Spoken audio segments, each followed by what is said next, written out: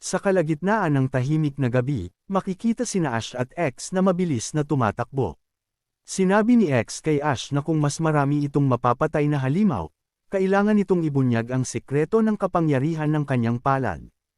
Idinagdag pa niya na tingnan siya ni Ash ng mabuti dahil hindi na siya magiging katulad ng dati, ipapakita na niya ang bago niyang nakakamatay na kakayahan.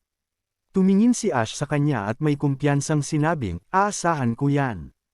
Pagkatapos ay nagbiro pa si Ash na titingnan niya kung mapipigilan ni X ang kanyang 279 na win streak. Bilang dagdag na hamon, iminungkahi ni Ash na ang matatalo sa kanilang dalawa ay isusulat ang sariling pangalan gamit ang dumi ng tao sa loob ng Endran Village. Galit na sumigaw si X at sinabing nagiging masama na si Ash araw-araw. Sagot naman ni Ash, kung ayaw niyang gawin iyon, kailangan niya lang siyang talunin. Nagpatuloy silang tumakbo hanggang sa biglang lumitaw ang isang grupo ng mga lobo, ang Dire Wolves, mga halimaw na nasa level 15 at karaniwang naninirahan sa Forest of Venom and Monsters. Hindi tumigil ang dalawa, tuloy-tuloy lamang silang tumakbo. Isang halimaw ang sumugod kay Ash, ngunit mabilis niyang binunot ang kanyang patalim at sinaksak ito sa tiyan, saka pinilas sa dalawa ang katawan ng lobo. Samantala, ginamit ni X ang dala niyang bag at hinampas ito sa isang lobo, sabay sigaw ng treasure attack. Tumilapon ang lobo at tumama sa isang puno. Ngunit isang lobo ang kumagat sa bag at pilit itong pinunit. Makikita ang laman ng bag, mga alahas at kayamanan. Agad kinuha ng lobo ang isang pendant at tumakbo palayo. Galit na sumigaw si X at pinatigil ito, habang si Ash naman ay nang-aasar at sinabing ang bagong skill pala ni X ay hampasin ang halimaw gamit ang treasure bag. Dalawang lobo ang sabay na sumugod kay X. Kalmado itong humarap sa kanila, ngunit sa loob-loob niya ay iniisip na kung saan patungo ang lobo na may dala ng pendant. Ngumiti siya at naghanda. Sa isang mabilis na galaw, sabay siyang tumalon sa dalawang dire wolves at sinabing, ganito magnakaw ng totoo. Sa bilis ni X, nakuha niya ang mga ngipin at kuko ng mga lobo, at nahabol pa niya ang lobo na may kagat ng pendant, pinalitan niya ito ng sanga bago ito nakalayo. Makikita ang ngiti sa mukha ni X habang hawak ang pendant, ngunit agad siyang naging seryoso at sumigaw kay Ash na panoorin siya dahil ipapakita na niya ang bago niyang skill. Kinuha niya ang kanyang dalawang punyal at ginamit ang X-Slash, sabay sabing napatay niya ang tatlong lobo sa isang hampas. Tinawag niya si Ash at nagtanong kung anong masasabi nito. Paglingon niya, nakangising inasar siya ni Ash, habang abala raw siya sa laro, 6 na halimaw na ang kanyang napatay. Nagpaliwanag si X na hindi yun counted dahil nag-focus siya sa pendant. Habang patuloy siyang nagsasalita, bigla na lang itinapon ni Ash ang kanyang punyal sa direksyon ni X at tumama ito sa halimaw sa likuran niya. Sabi ni Ash, isa pa. Sabay banggit ng score, 7 laban sa 3. Naiinis na sinagot ni X na hindi yun valid dahil hindi siya pwedeng umatake habang nagsasalita pa siya. Patuloy lang siyang inasar ni Ash at sinabing maghanda na itong magsulat ng pangalan sa loob ng nayon. Habang naglalakad pa uwi, hindi pa rin tumitigil si Ash sa pang-aasar. Sabi niya kay X na kumain ito ng marami ngayong gabi para siguradong may maisusulat ito bukas. Sagot ni X, hindi pa rin counted ang laban nila. Maya-maya pa, nakarating na sila sa kanilang bahay. Isang batang babae ang masayang bumati sa kanila. Sinabi naman ng isang babae na tamang-tama ang dating nila para sa hapunan, sabay tanong kung nanalo ba si X. Nakangising sagot ni Ash, syempre hindi. Ang hangal na to ay magsusulat ng pangalan niya gamit ang tae. Galit na sumigaw si X ng, tama na. Masiglang tumakbo si Moose papunta kina Ash at X at agad niyang tinanong kung may dala silang karne. Kumpirmado ito ni X at pabirong sinabi na nagnakaw pa sila ng karne sa meat shop para lang sa kanya. Tuwang-tuwa si Moose at sabik na sabik ng kumain. Ibinuhos ni X ang laman ng bag, at lumitaw ang napakaraming ginto, scrolls, at iba't ibang klase ng alahas. Kinuha ni Moose ang pendant at namangha sa ganda nito. Sumang-ayon si X at sinabi niyang hindi naging madali ang pagkuha niya roon. Hindi makapaniwala ang babae at agad na tinanong si Ash kung totoo bang mahirap ang ginawa ni X. Kalma namang sumagot si Ash na muntik na nga itong mahuli ng isang lalaki. Nagpakita ng galit ang babae at pinagalitan silang dalawa, pinaalalahanan silang huwag sosobra sa kanilang mga ginagawa. Ipinaliwanag naman ni Ash na ginawa nila iyon dahil sa pangako ni X, na magkakaroon sila ng bahay bago dumating ang taglamig. Napangiti ang babae sa sinabi niya, pinuri silang dalawa, at inanyayahan silang kumain. Habang kumakain, labis ang kasiyahan ni X sa pagkain. Pinuri niya si Ann dahil sa masarap nitong luto. Masayang tumugon si Ann at sinabing kumain siya hanggat gusto niya.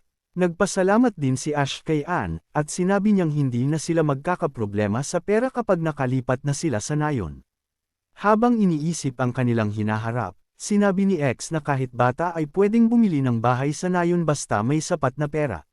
Dagdag pa niya, balak nilang bumili ng 2 palapag na bahay, gagawing restaurant ang unang palapag para kay Ann at taitirhan naman nila ang pangalawang palapag. Masigla niyang sinabi kay Ash na kailangan pa nilang magsikap para makaipon ng sapat na halaga. Natahimik sila nang biglang sabihin ni Ash na sa tingin niya ay maaari na silang tumigil sa pagnanakaw. Nagulat si X at agad na tumayo upang tanungin kung sigurado ba siya sa sinasabi. Ipinaliwanag ni Ash na may narinig siyang ibinebentang 2 palapag na bahay sa loob ng nayon, nagkakahalaga ng 300 ginto. Kung isasama ang mga nakuha ni X ngayong araw, naniniwala siyang lagpas na sa 300 ang pera nila. Ngumiti si X at masiglang sinabi na kung ganoon, aalis na sila kinabukasan. Masaya nilang inanunsyo na iyon na ang huling pagkain nila sa gubat. Samantala, sa isang gusali sa loob ng Endran Village, 2 tao ang nag-uusap. Tinanong ng babae ang kanyang kapitan kung sinuwerte ba ito sa paghahanap.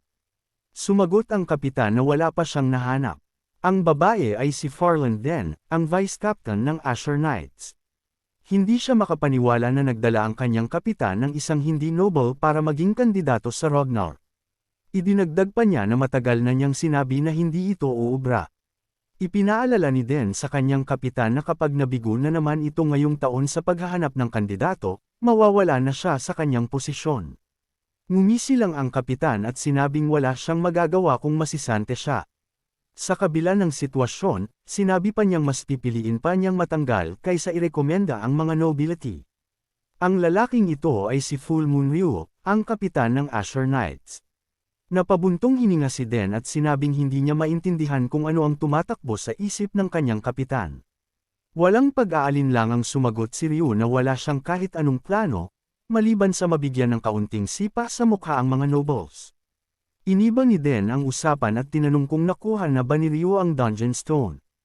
Kumpiyansang sumagot si Ryu ng, "Siyempre," at ipinagmamalaki pa niyang siya mismo ang pumunta sa mga gwardya para kunin ito. Ngunit nang dukutin niya ito sa bulsa, laking gulat niya nang wala itong makita. Umupo siya at napaisip. Muling nagtanong si Den kung sigurado ba siyang nakuha niya ang Dungeon Stone, sabay paalala na magiging malaking problema kapag iyon ay nawala. Seryoso ang tono ni Ryu nang sagutin niyang sigurado siyang nakuha niya iyon. Bigla niyang naalala si X, at bukod dito ay wala na siyang maisip na ibang dahilan. Hindi makapaniwala si Den at medyo may halong pang-aasar nang sabihin niyang nakakahiya para sa Ultimate Sword of the Knights na malinlang ng isang hamak na magnanakaw. Naging seryoso si Ryu habang inaalala ang nangyari. Alam niyang hindi siya pabaya, sa lahat ng oras ay may nakapaligid na mana sa kanyang katawan, maliban lamang kung siya ay natutulog.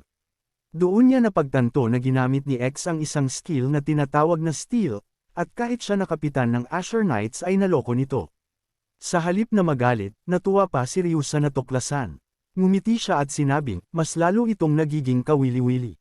Bumalik sila sa usapan ni Den, at mariing sinabi ni Ryu na tiyak niyang si X ang kumuha ng Dungeon Stone. Naging seryoso si Den at sinabing kung totoo iyon, nasa panganib sila.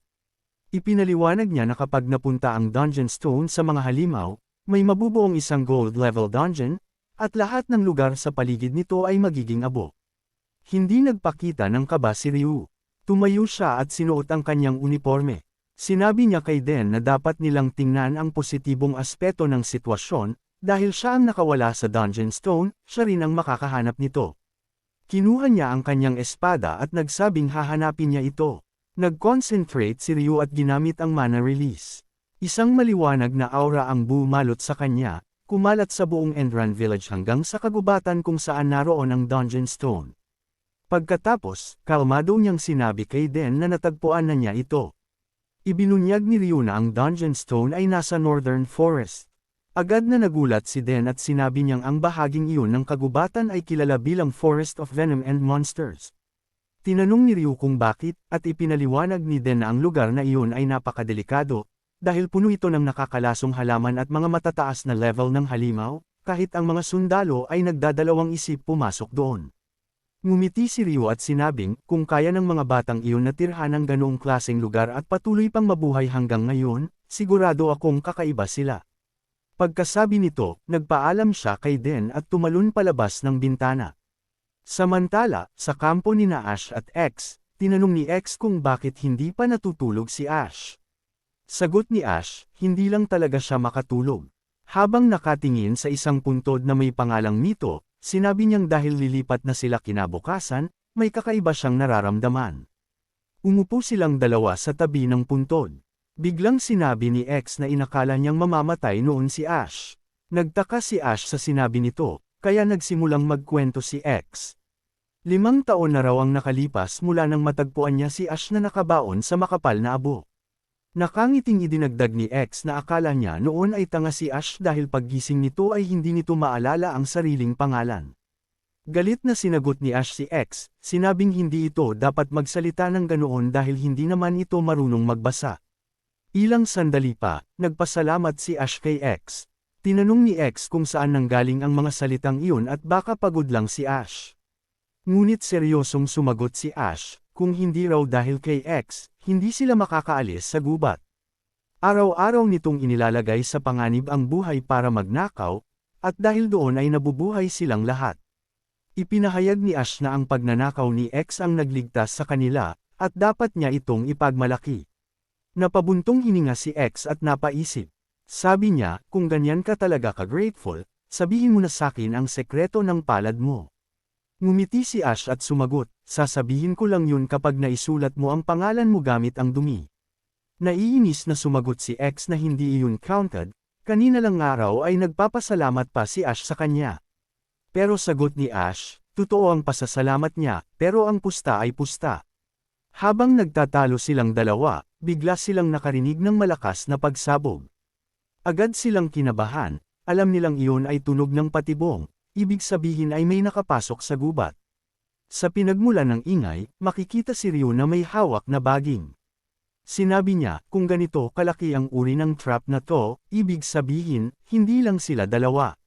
Samantala, pinakalma ni X si Ash at sinabing kung mga sundalo lang iyon, siguradong may ipit sila sa mga punong patibong at hindi makakagalaw.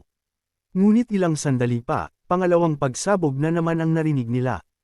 Naalarma at sumigaw si Ash, mabilis ang kalaban, dahil nakarating agad ito sa ikalawang patibong.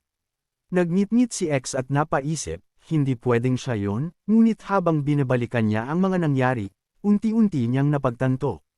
Ang lalaking ninakawan niya ng pendant, siya lang ang maaaring makarating sa kanila ng ganoon kabilis, kahit gaano pa kalayo. Hindi man niya nakita ng maayos si Ryu sa nayon, alam niyang hindi ordinaryong tao ito. Ginising ni X sina Ann at Moose, at sinabi niyang bumangon na ang mga ito dahil may paparating na mga sundalo. Agad na nagtanong si Ann kung bakit sila hinahabol. Sumagot si Ash na malamang ay ang taong ninakawan nila ng alahas ni X ay isang tao na hindi dapat nila pinakialaman. Dagdag pa niya, kailangan nilang makaalis doon sa lalong madaling panahon. Mabilis na tumakas ang apat sa gitna ng dilim ng gabi. Habang tumatakbo, hindi pa rin makapaniwala si Ash na napilitan silang umalis ng ganoon kabilis. Tahimik siyang humingi ng paumanhin kay Mito, habang tinitingnan ang puntod nito, at sinabing babalikan nila ito upang bisitahin balang araw. Nakarating sila sa isang kuweba, at ipinaliwanag ni X na dating kuta ito ng mga direwolf, ngunit iniwan na ng mga halimaw dahil pinalibutan ito ng mga nakakalasong halaman.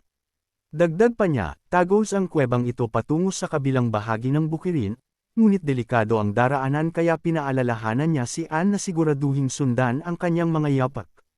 Habang naglalakad sa loob, pinuputol ni X ang mga baging na may matutulis na tinik. Tahimik niyang sinabi sa sarili na dumaan na sila sa napakaraming pagsubok para makaipon ng pera at hindi pwedeng mahuli sila ngayon. Naisip rin niyang kahit ano pa ang mangyari, paprotektahan niya ang kanyang mga kaibigan. Habang nagmamadali, pinagsabihan ni Ann si X na tumingin sa harapan. Sumagot naman ito na alam niyang malapit na sila. Sa di kalayuan, tanaw na nila ang daan palabas. Napansin ni Ash na pagod at hinihingal na si Anne, kaya napatingin siya sa likuran at nakita ang isang bumabagsak na baging na puno ng tinik, diretso sa direksyon ni Anne at Moose. Agad siyang tumalon upang putulin ito, ngunit nahulog ang bag na dala niya. Masayang nagpasalamat si Anne nang mailigtas sila ni Ash, at pabirong sinabi ni X na magaling ang pagbabantay nito. Ngunit agad silang napatili nang makita ang kanilang kayamanan na nahulog sa mga matinik na halaman. Napunit ang bag at kumalat sa lupa ang mga laman. Agad na inutusan ni X si Ash na hubarin ang kanyang damit at doon ilagay ang mga kayamanan. Naiinis si Ash habang inililipat ito dahil patuloy na nahuhulog ang mga alahas at ginto sa manggas ng damit.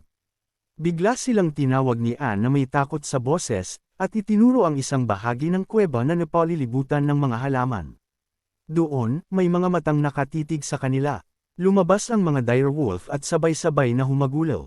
Ayon kay Anne, tinatayang nasa 50 ang mga ito at napalilibutan na sila. Tinanong ni Ash si X kung ano ang pinakamataas nilang record.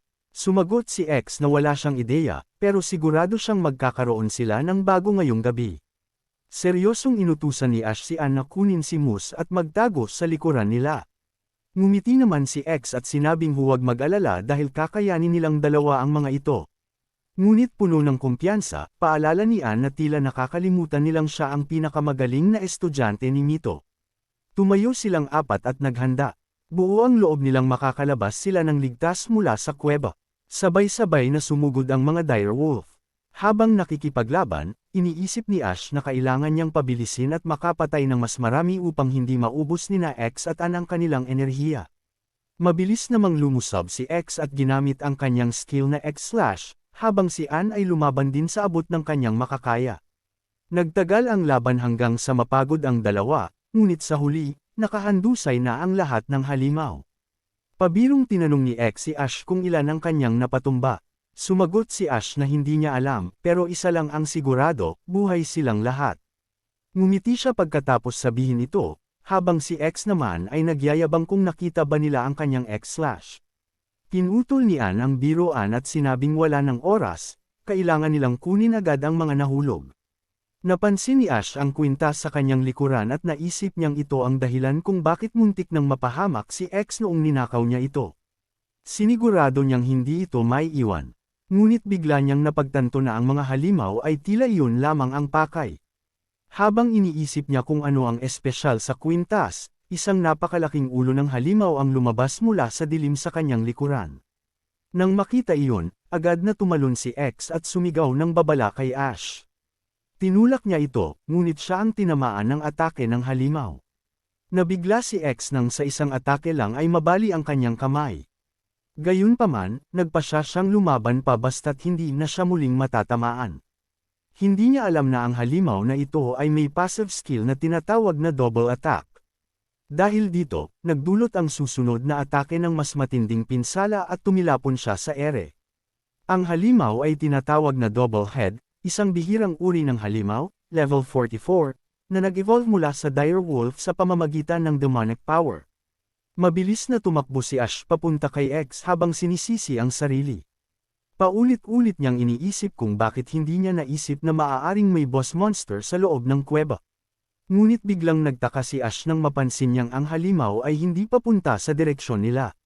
Napagtanto niyang may hinahanap ito, at naisip niya kung hinahanap ba nito ang kwintas. Nakakita siya ng pagkakataon, kaya binuhat niya si X upang ilayo ito. Subalit nanghihina na si X at mahina nitong sinabi na oras na niya, at dapat kunin ni Ash sina Moose at Anne. Galit na sinagot ito ni Ash, sinabihan siyang tumigil na sa pagsasalita ng kung ano-ano. Inilapag ni Ash si X sa lupa, habang inaalalayan ito ni Anne at Moose. Inutusan ni Ash si Anne na kunin si Moose at tumakas na sila sa lugar, ngunit mariing tumutol si Anne, sinabing anong pinagsasabi nito at hinding-hindi niya iiwan ang dalawa. Sumingit si X at sinabi kay Anne na huwag mag-alala, at nasusunod lang sila sa likuran. Ngunit sumagot si Anne na hindi siya aalis. Habang nasa bingit ng kamatayan, may narinig si X na boses, Hidden Quest activated. Isang system interface ang biglang lumabas, nagpakita ng sunod-sunod na notification. Ipinahayag dito na kapag natapos niya ang quest, maa-unlock niya ang kanyang hero feature. Nagtaka si X kung anong tunog ang naririnig niya, at sa isip niya ay naisip niyang senyales na ito ng kamatayan. Biglang nagsalita si Ash, sinabing wala na siyang ibang magagawa kundi gamitin ang huli niyang pag-asa. Hinawakan niya ang zipper na nakabalot sa kanyang daliri, ngunit biglang sumigaw si Anne, pinaalalahanan siyang maaaring ikamatay niya ito. Sagot ni Ash, alam niya iyon, pero wala na siyang ibang magagawa pa. Dahan-dahan niyang binuksan ang takip ng kanyang palad. Habang ginagawa ito, bigla niyang naalala noong bata pa sila, noong iniligtas niya si X gamit ang kanyang kapangyarihan matapos nitong makakain ng nakakalasong kabute. Dahil doon, nakoma siya ng 1 linggo at muntik nang mamatay. Nang makaligtas siya, mahigpit siyang binalaan ni Mito na panatilihing sekreto ito at huwag nang muling gamitin. Ngunit ngayon, kahit alam niyang maaaring muli siyang mahulog sa koma, desidido siyang hindi hayaang mamatay si X ng ganito lang. Isang maliwanag na berdeng enerhiya ang bumalot sa kanyang palad. Lumitaw ang isang slime mula rito at tumakbo papunta kay X, gamit ang healing ability nito. Habang nasa proseso ng pagpapagaling, muling nag-activate ang system ni X, ipinahayag na nakumpleto niya ang quest at dahil dito ay maa-activate na ang kanyang hero feature. Tumayo si X at tinanong si Ash kung ang matagal na nitong sikreto ay ang slime na lumabas sa kanyang palad. Ngumiti si X at pinuri ang kakayahan ni Ash. Samantala, si Ash naman ay tahimik na sinasara ang kanyang palad, halatang nanghihina. Iniisip niya na ubos ang enerhiya niya sa paggamit ng kapangyarihang iyon. Tinulungan siyang tumayo ni X at tinanong kung kaya pa ba niyang lumaban. Sagot ni Ash, huwag na niyang itanong ang halatang bagay. Seryosong sinabi ni X na papatumbahin nilang dalawa ang halimaw. Nagtanong si Ash kung ano ang plano, at sagot ni X ay may natutunan siyang bagong skill matapos niyang bumalik mula sa bingit ng kamatayan. Ngumiti si Ash at tinanong kung ano ang gagawin nito. Sagot ni X, kunin ni Ash ang atensyon ng halimaw dahil may nanakawin siya rito. Sumagot si Ash na hindi niya alam kung anong ibig sabihin ni X, pero inamin niyang bagay na bagay kay X ang pagnanakaw. Tumawa si X at sinabing kung ganoon, sumugod na sila. Sabay silang umatake papunta sa boss monster. Ibinuka ng halimaw ang bunganga nito at akmang kakagatin si Ash. Napagtanto ni Ash na kahit isang atake lang ng halimaw ay tiyak ang katapusan nila, ngunit alam din niyang hindi sila ang tunay na target nito kundi ang kwintas na ninakaw nila ni X. Nakaiwas siya sa isang ulo nito at saka tumalon sa isa pa. Ginamit niya ang kanyang punyal para putulin ang tali ng kwintas na kagat ng halimaw. Tumilapon ang kwintas, at dahil dito, nawalan ng focus ang boss.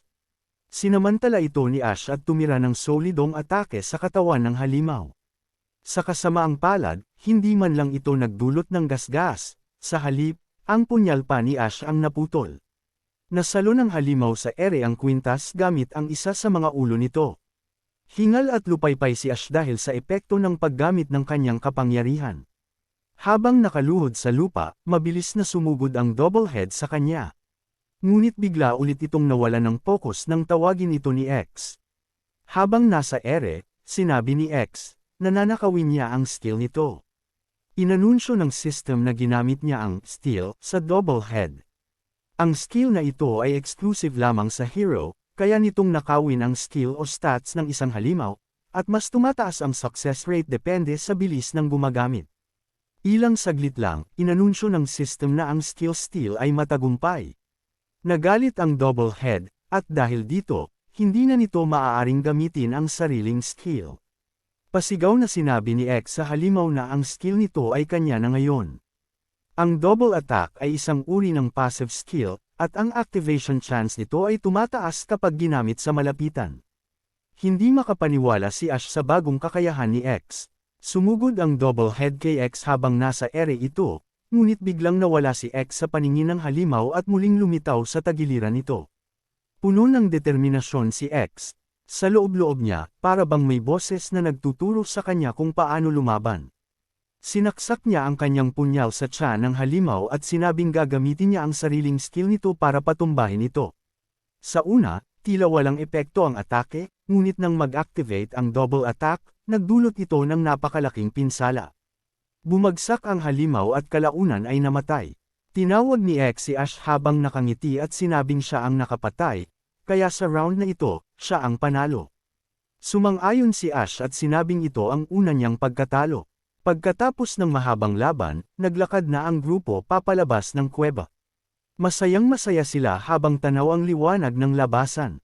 Nakangiting sinabi ni X na kapag nakalabas sila, susundan lang nila ang daan malapit sa ilog at makararating na sila sa bago nilang tirahan. Ngunit paglabas nila, laking gulat ng lahat nang makita ang isang hanay ng mga halimaw na tila naghihintay sa kanila. May takot sa mukha si Ann habang nanginginig na tinanong kung iyon ba ang tinatawag na legendary keeper of the forest.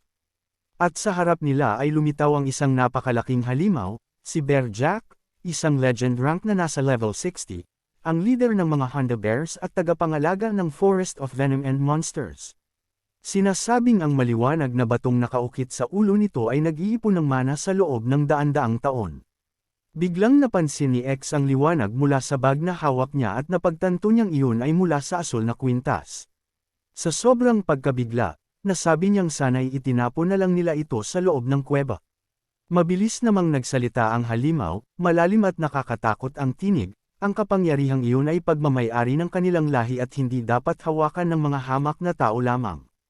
Ngunit hindi natakot si Ash at si X. Kapwa silang naghanda para lumaban. Tinanong ni Ash si X kung kaya pa nitong ulitin ang skill na ginamit sa loob ng kuweba. Sagot ni X, huwag nang itanong ang halatang bagay.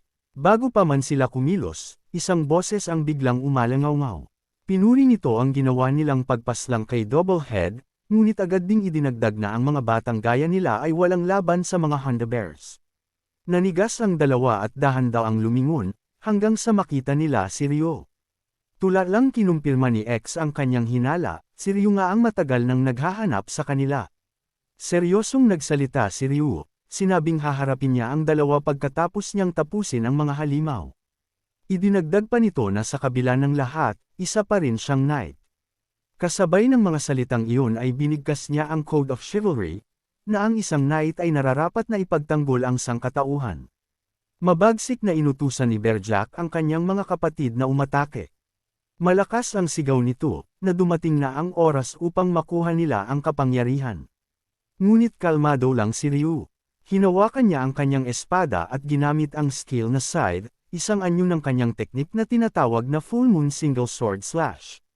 Sa isang malakas na hampas lamang, nagawa niyang lipulin ang napakaraming halimaw, pati na ang mismong boss na si Bear Jack. Hindi makapaniwala sina Ash at X sa kanilang nakita. Sa isipan nila, paano nagawa ni Ryo na patumbahin ang ganoong karaming halimaw sa iisang hampas lamang. Matapos ibalik ni Ryo ang kanyang espada sa sheath, nilapitan niya ang dalawa at pabirong tinanong kung handa na ba silang makatikim ng pitik sa noo. Dahan-daang lumapit si X, nang hihina, at tinanong kung totoo bang isa itong knight. Humingi siya ng tawad dahil sa ninakawan niya ito. Dinagdag pa niyang tatanggapin niya ang parusang ipapataw sa kanya, ngunit mariing iginiit na walang kinalaman ang kanyang mga kasama. Nang hihina niyang hiniling kay Ryo na dalhin sina Ann at Moose sa Endran Village. Pagkasabi nito, sabay silang nawalan ng malay ni Ash. Agad na tumakbo papalapit sina Ann at Moose, puno ng pag-aalala. Habang si Ryo naman ay nakangiti ng abot langit. Kinabukasan, narinig ni X ang isang tinig na tumatawag sa kanyang pangalan. Bigla niyang iminulat ang mga mata at bumangon, pawis na pawis at balot ng mga benda. Tinignan niya si Ash at tinanong kung ano ang nangyari. Sagot ni Ash, hindi rin niya alam dahil kakagising lang din niya. Sa gitna ng kanilang pagkalito, biglang nagsalita si Ryo, buti na lamang at gising na sila. Nagulat ang dalawa nang makita siya. Ngunit ngumiti lang si Ryo at diretsa ang sinabi sa kanila, maging knights kayo. Pagkalipas ng ilang sandali, sabay-sabay silang lumabas upang kumain. Ayon kay Ryo, kaakit-akit ang amoy ng pagkain, at nais niyang subukan kung kasing sarap ba ito ng amoy.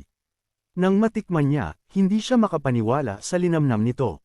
Pinuri niya si Ann, sinasabing pambihira ang lasa ng kanyang niluto. Sumang-ayon si Den at idinagdag pa na perpektong kombinasyon ng bawat putahe.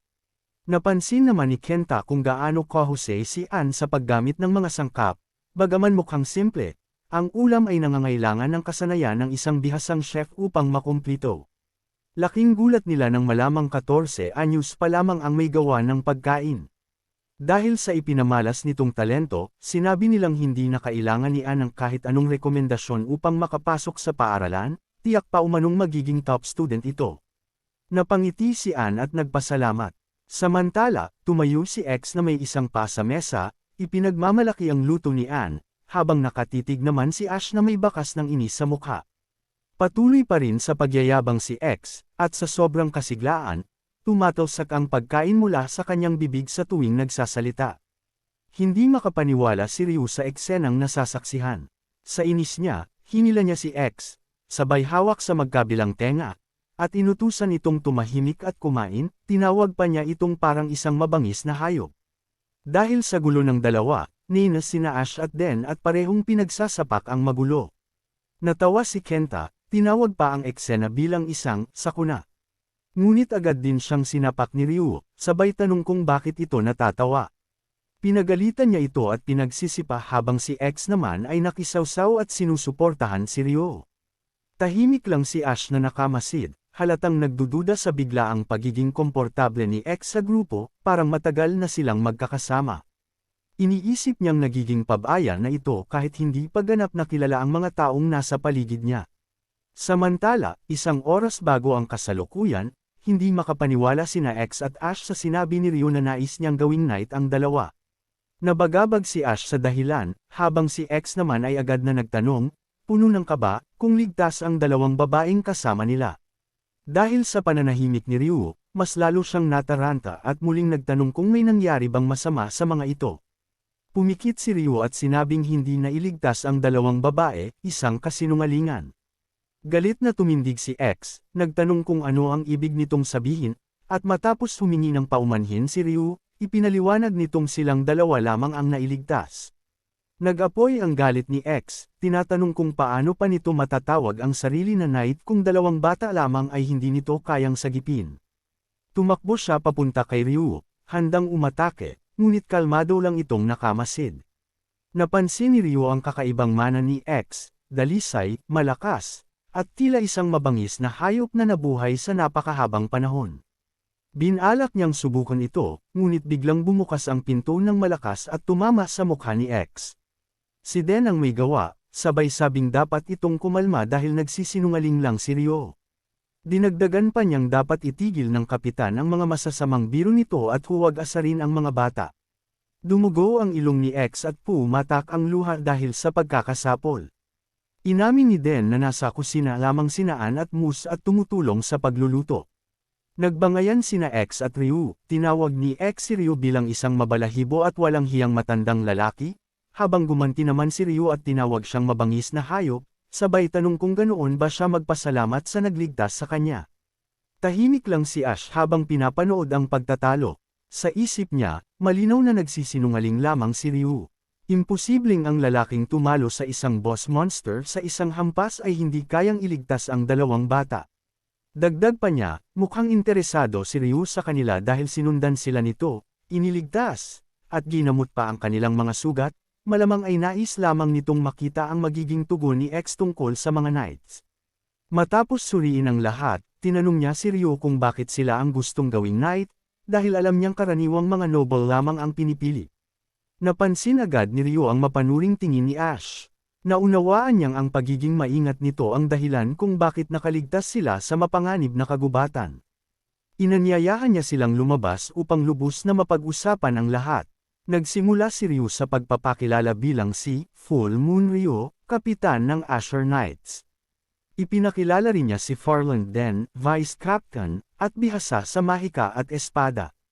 Sumunod si Kenta, na tinukoy niyang utusan, ngunit agad itong itinama ni Kenta, ipinagmamalaki ang pagiging elite graduate ng Ragnar. Huli namang nagpakilala sina X at Ash. Ikinwento ni Ryo na nalaman na nila mula kay Ann ang pinagmulan ng dalawa, kung bakit sila nagtatago sa gubat at napilitang magnakaw. Tahimik at seryoso ang dalawa habang nakikinig. Nang tanungin ni Ryo si Ash kung nais nitong malaman kung bakit sila inaalok maging knight, kinumpirma ito ni Ash. Ipinaliwanag ni Ryu na simple lang ang dahilan, malakas sila. Alam na raw siguro ng dalawa na ang mga knight ang pangunahing organisasyong nagtatanggol sa sangkatauhan laban sa mga demonyo. Binigyang linaw niya na walang knight ang agad na malakas sa simula, lahat ng kabataang higit sa 14 na taong gulang ay kailangang makapasa sa pagsusulit ng Ragnar bago sanayin. Kada 4 na taon, ang mga kapitan ay kailangang magrekomenda ng mga kandidato, at hindi siya exception. Nabigla si X at sinabing gusto niyang sila ang irekomenda ni Ryu. Aminado rin siyang ninakawan niya ito, ngunit sa kabila nito ay nais pa rin niyang maging knight. Sagot ni Ryu, totoo yun, dahil nagawa ni X na nakawan ang isang kapitan ng hindi nito namalayan, patunay ito ng pambihirang kakayahan. Ngunit sayang lamang kung mapupunta iyon sa maling paggamit. Seryosong ipinaalala ni Ryu kay X na gamitin ang kanyang kakayahan upang iligtas ang mundo. Naguluhan si X, hindi makapaniwala sa narinig. Tinanong niya si Ash kung sasama ito, ngunit hindi ito nagbigay ng tiyak na sagot. Nagtaka si X kung bakit palalampasan nito ang ganitong oportunidad. Sinabi ni Ash na ituloy ni X kung gusto niya, ngunit para sa kanya, sapat na ang tahimik na buhay kasama sina Ann at Moose.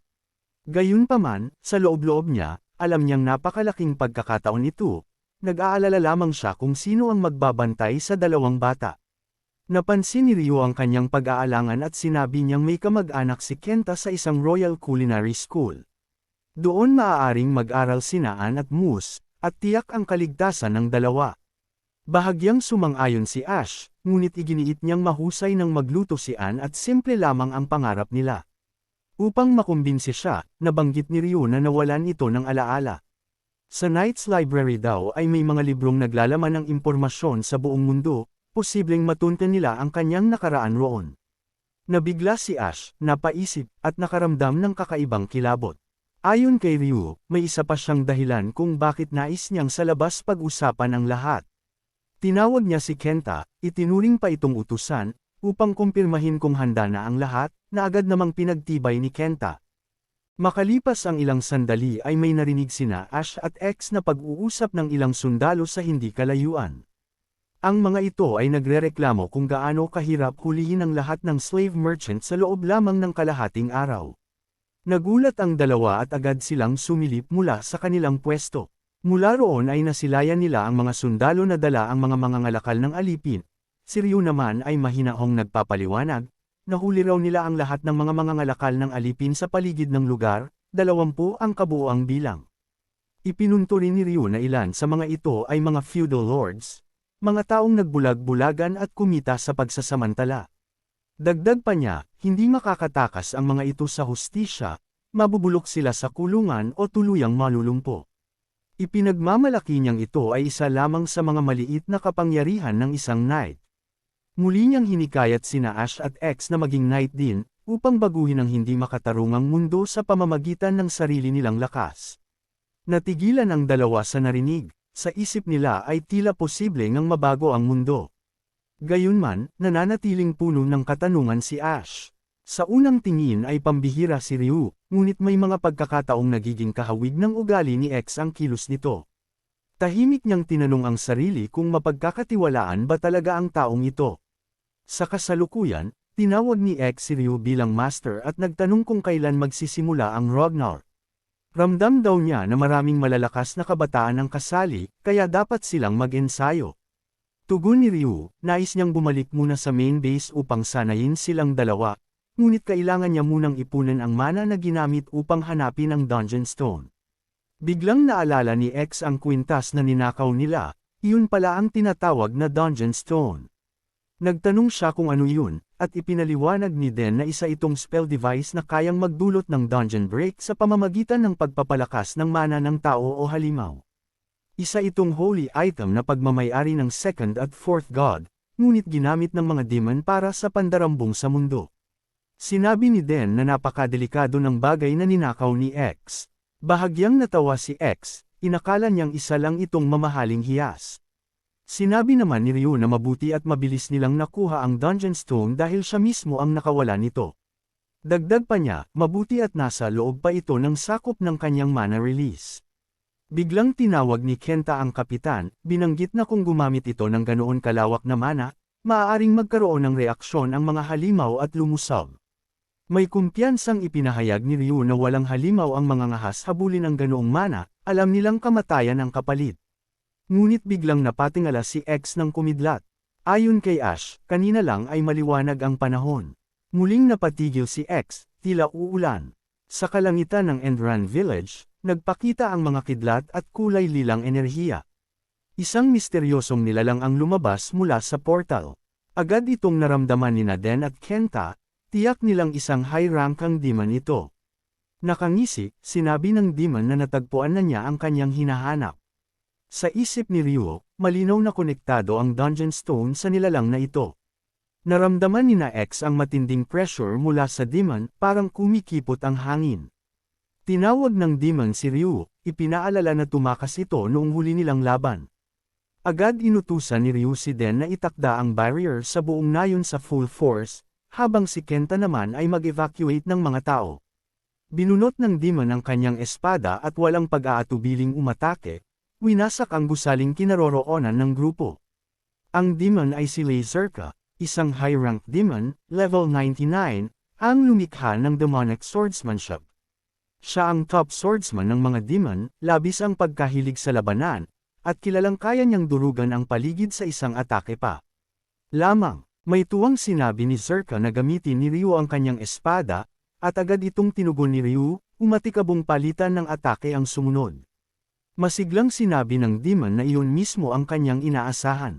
Nasiyahan siya nang maramdaman ang sword shi ni Ryo na kapantay ng kanya. Makikitang ligtas sina Ash at X habang nakaharap nila si Ryo, nakahanda, at hawak ang espada. Mariing sinabi ni Ryo na mas mabuting umalis na lang si Zerka at mamatay kung saan, ayaw na raw niya itong muling makita. Ngunit ngising tugon ng demon, tila ang mismong espada ni Ryo ay sabik sa kanyang presensya. Hindi raw niya nakalimutan kahit isang saglit ang hapding iniwan ng peklat na ibinigay sa kanya ni Ryo. Sumugod siya gamit ang dalawang espada, ngunit nasalag ito ni Ryo. Magkasabay na nagliyab ang kanilang mga mata, si Zerka ay nakangisi, si Ryo ay seryoso. Habang naglalaban, inalala ni Ryo na kung sasangga siya ng buong lakas, madadamay ang mga bata. Samantala, sina Ash at X ay nababalisa sa nangyayari. Tinawag ni Ryo si Kenta, at agad nitong iniwan ang mga bata sa isang utusan upang mailayo sila. Nagalit si Zerka sa tila pagiging kampante ng mga ito, at pasigaw niyang binalaan silang gugutay-gutayin niya sila. Ginamit niya ang third form ng kanyang demonic swordsmanship, Wild Wind Isle. Isang buhawi na kulay itim at lila ang lumitaw at tumama kay Ryo. Habang inaabangan ang atake, naisip ni Ryo na mainitin pa rin ang ulo ni Zerka, isa siyang nilalang na laging galit at naghahanap ng labanan. Sumabog ang paligid sa lakas ng atake, nasunog at nabalot ng usok ang paligid. Pagkahupo ng usok, lumitaw si Ryo, hawak ang espada na ginamit bilang panangga. Tinawag siya ni Zerka, ipinahayag na pareho ang kanilang sword shi, ngunit ang pagtanggap ni Ryo ng atake para lamang bigyan ng oras ang kanyang mga kasama ay isang kamalian. Ayon pa sa demon, ang kabayanihan ni Ryo ay isang malaking pagkakamali. Si Ryo naman ay nakataas ang mga kamay, may dugong lumalabas sa kanyang bibig, ngunit seryoso at matatag. Muling binigkas ni Ryo ang unang pangungusap sa Code of Chivalry, na tungkulin ng isang knight na protektahan ang sangkatauhan.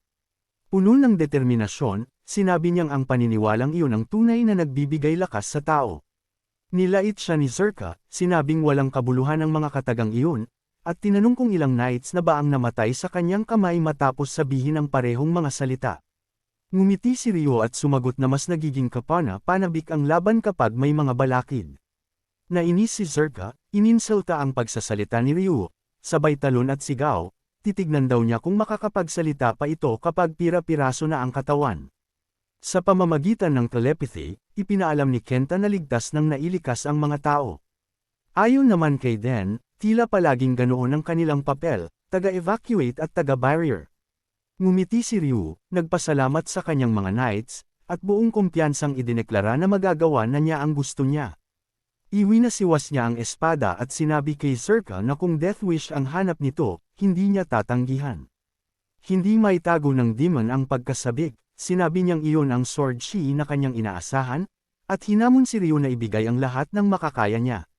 Sumugod si Ryo, pinakawalan ng kanyang full moon single sword slash. Mabilis naman itong sinalubong ni Zerka gamit ang 8th form of demonic swordsmanship, frantic pirouette. Sa sobrang bilis ng kanilang mga kilos, Ang tanging nakikita ay ang banggaan ng enerhiya ng kanilang mga espada, kumikislap at dumadagandong sa bawat salpukan. Nagkatitigan silang dalawa, parehong hindi nagpapatalo at kapwa determinado ang mga mata. Nag-uumapo ang tensyon at puwersa ng kanilang lakas, tila ang buong paligid ay nanginginig sa banggaan ng kanilang sword shi. Muli na namang umatake si Ryu, ngunit mabilis itong naiwasan ni Zerka sa pamamagitan ng isang mataas na pagtalon sa ere. Napangisi si Zerka, tila tuwang-tuwa sa laban, at sinabi kay Ryu na ganitong klaseng labanan ang kanyang hinahanap. Tumalon siya pabalik kay Ryu, dala ang kasiyahan ng isang mandirigmang matagal nang naghahanap ng kapantay. Ipinahayag niyang ubusin ni Ryu ang lahat ng lakas nito at mamatay sa kanyang mga kamay. Ngumiti si Ryu sa gitna ng labanan, sarkastikong nagbiro na talaga yatang mahal siya ng mga demon. Kung ganito lamang sana siya kapopular sa mga babae, baka matagal na niyang tinalikuran ang pagiging knight. Nagpatuloy ang kanilang sagupaan, pantay na pantay ang bilis at lakas. Ngumisi si Zerka at pinuna si Ryu, sinasabing tila napagod ito agad. Sa kalmadong tugon, sinabi ni Ryu na hindi ba nito nakikita na pinagbibigyan niya lamang ang demon. Sumugod muli si Zerka, sumisigaw na puro salita lang ito, at idinagdag niyang bumagal ang mga galaw ni Ryu matapos tanggapin ang naunang mabigat na atake. Sandaling nagkahiwalay ang dalawa upang makakuha ng distansya, ngunit agad din silang muling sumabak sa marahas na palitan. Sa malayo, tulala sina X, Ash, at Den sa labanan, isang banggaan ng dalawang halimaw sa espada. Napabulong si X, napapansin niyang nahihirapan na ang kanilang master dahil sa pinsalang tinamo nito para mailigtas sila kanina. Sa mukha ni Ryu ay makikita ang unti-unting pagkaubos ng kanyang lakas. Tahimik namang napaisip si Ash. Hindi niya maunawaan kung bakit kailangang ibuwis ni Ryu ang kanyang buhay para sa iba. Nagtanong siya sa sarili, dahil ba iyon sa pagiging isang knight? Samantala, sa hindi kaliwang bahagi ng nayon, dalawang misteryosong nilalang ang lihim na nanunood sa laban. Isa sa kanila ang nagsabing nagiging magulo ang sitwasyon dahil hindi mapigilan ni Zerka ang sarili nitong umatake tuwing nakakaharap ng isang swordsman. Tugon naman ng isa, kung ngayon lang niya nakitang lumaban si Zerka at tinawag niya itong seventh one, tila isang pamagat o ranggo. Dagdag pa niya, hindi siya sigurado kung aabot pa sila sa oras, at humingi siya ng paumanhin kay seventh one. Sumagot ang misteryosong nakabalabal na ayos lamang iyon at nais niya ring makita mismo ang lugar na ito. Itinuro niya ang dalawang knight sa unahan, marahil sina Kenta at Den, bago siya naglabas ng isang bagay na kahawig ng dungeon stone. Inihulog niya ito sa lupa, at mula rito ay lumabas ang dalawang halimaw. Sa malamig niyang tinig, sinabi niyang susubukan niya kung gaano kagaling ang dalawang knight na iyon. Nang lumitaw ang dalawang halimaw, agad na nataranta ang mga tao. Nagkagulo ang buong nayon, may mga nagsisigawan, may mga nagtatakbuhan papalayo, at ang ilan ay napahandusay sa takot. Sa loob ng kaguluhan, mabilis na naisip ni Den na may nagsummon ng titles, at napagtanto niyang hindi nag-iisa si Zerka, may kasama pa itong ibang nilalang. Huminga siya ng malalim at inutusan sina Ash at X na manatiling kalmado sa kabila ng sitwasyon. Habang sinusuri ang paligid, naisip ni Den na magiging mahirap para sa kanila ni Kenta na sabay protektahan ang mga tao at lumaban sa mga halimaw. Gayunman, kung sa pagpigil lamang ng mga halimaw sila magtutuon, tiyak niyang kakayanin nila ito. Mabilis niyang napagdesisyonang bigyan ng sandata sina Ash at X, at ipinaliwanag sa kanila na ang mga nakikita nila ay tinatawag na titles, mga halimaw na mas malakas pa kaysa sa mga Honda Bears na nakaharap nila sa kagubatan. Dagdag pa niya, kaya ng mga ito na magparami, at kapag pinabayaan, walang katapusang salinlahi ng mga halimaw ang lilito. Ipinaliwanag din ni Den na kahit isa lamang sa mga halimaw na iyon ay sapat na upang wasakin ang isang buong kastilyo. Sa ilang sandali, bigla pang dumami ang mga halimaw, at sabay-sabay silang nagmarcha patungo sa direksyon kung saan naroon ang mga tao. May mga maliliit na ahas na sumugod, ngunit mabilis silang pinulbos ni Den sa pamamagitan ng mabilis na paggalaw ng kanyang espada. Inilahad niya sa dalawa na ang tanging paraan upang mapigilan ang pagdami ng mga ito ay patayin ang nanay na halimaw, at sinabi niyang siya at si Kenta na ang bahala sa mga titles. Inutusan niya sina Ash at X na samahan at protektahan ang mga tao palabas ng nayon. Dagdag pa niya, kung makarating sila sa ligtas na lugar, Ang espada na ibinigay sa kanila ay gagawin ang lahat ng makakaya nito upang protektahan sila. Hindi makapaniwala sina Ash at X sa narinig, sila mismo ang magbabantay sa mga tao. Habang nakikipaglaban sa isang title, sumigaw si Den sa kanila at ipinaalala na kinilala sila ng kanyang kapitan, kaya buong tiwala niyang ipinagkatiwala sa kanila ang misyon. Si X ay hindi pa rin makapaniwala, napalingon sa mga takot na tao at tahimik na tinanong ang sarili kung kaya ba nilang protektahan ang napakaraming buhay. Sa gitna ng kanyang pag-aalinlangan, dalawang ahas ang biglang sumugod sa kanya. Nabigla siya, mas mabilis ito kaysa sa mga wolf na nakaharap nila dati, at natulala siya sa sandaling iyon. Ngunit bago pa man siya tamaan, kusang gumalaw ang kanyang espada at pinutol ang mga ahas. Nabigla si X, nakarinig siya ng boses na nagtatanong kung ano ang ginagawa niya at bakit siya nakatayo lang. Napatingin siya sa espada, hindi makapaniwala, gumalaw ito ng kusa. Tinanong niya si Ash kung siya ba ang nagsalita at kung bakit nag-iba ang boses nito. Nalito si Ash at sinabing akala rin niya ay si X ang nagsalita. Muling narinig ng dalawa ang boses, isang malamig ngunit malinaw na tinig na nagsabing mag-focus sila. Doon nila napagtantong ang nagsasalita ay ang mismong espada. Namangha ang dalawa, hindi nila inasahan na nakikipag-usap ito. Sinabi ng espada na hindi ito oras para sa kwentuhan at dapat nilang makinig ng mabuti. Ipinaliwanag nito na mahirap kontrolin ang mga halimaw sa nayon, kaya kailangang maging sistematiko ang kilos nila. Sumabat si Ash at sinabing dumiretso na ito sa punto. Agad namang tumugon ang espada at ipinaliwanag ang mga kalaban. Ang una ay Greenstone Snake, level 19, isang ahas na may malakas na laso na nakakaparalisa at kayang mag-regenerate kahit maputol. Ang ikalawa ay Death Lobster, level 18, isang halimaw na may malabakal na sipit na kayang durugan ng biktima, at kaya ring mag-regenerate ng matigas nitong shell kaya napakahirap patayin. Pareho silang may kakayahang muling mabuhay kahit patayin na, kaya imposible raw na mapatamba ito ni Ash at X nang wala ang tulong ng espada. Ngunit kung babalutin sila ng espada ng magic, maaari nilang mapatay ang mga ito. Seryosong nakikinig sina Ash at X, hindi alam kung saan magsisimula, pero sumang-ayon sila. Nagbigay ng instruksyon ang espada na buksan nila ang skill at status window. Nagkunwaring alam ni X ang gagawin, ngunit agad din siyang napaamin at nagtanong kung ano ang mga iyon. Hindi makapaniwala ang espada, kahit ang pinakapayak na kaalaman ay wala sa kanya. Tinawag nito si Ash, umaasang mas may alam siya, ngunit ganoon din ang naging sagot.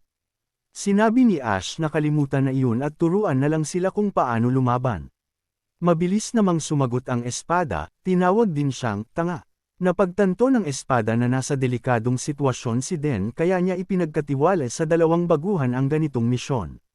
Sa huli, nagpa siya ang espada na magtiwala sa desisyon ni Den. Sinabi nito sa dalawa na tuturuan sila habang lumalaban at ang kailangan lang nila ay sundin ng mabuti ang bawat utos nito. Maraming salamat sa panunood. Kung nagustuhan mo ang video na ito, huwag kalimutang i-like, mag-subscribe, at i-share sa mga kaibigan mo. I-click na rin ang notification bell para lagi kang updated sa mga susunod nating kwento. Hanggang sa muli, kita-kits sa susunod na kabanata.